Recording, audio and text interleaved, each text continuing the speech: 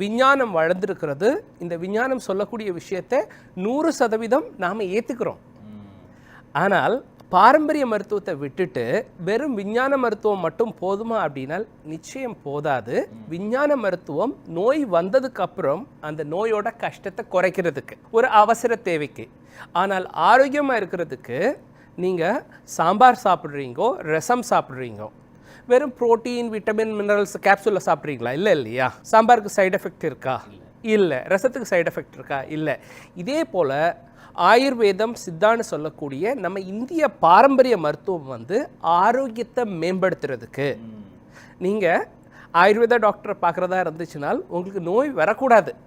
அவர் சொல்லக்கூடிய விஷயங்கள் நோய் இல்லாத ஒரு வாழ்க்கை முறைக்கு.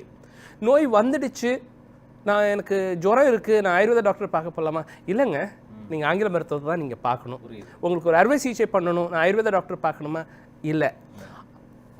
ஆயுர்வேத டாக்டர் வந்து அறுவை சிகிச்சையை உங்களுக்கு நல்லதாக இருந்துச்சுனால் அவர் அதை ஒத்துக்கிற டாக்டராக தான் இருக்கணும். அப்போ இங்கே வந்து பாரம்பரிய மருத்துவமா ஆங்கில மருத்துவமா அப்படி கிடையாது.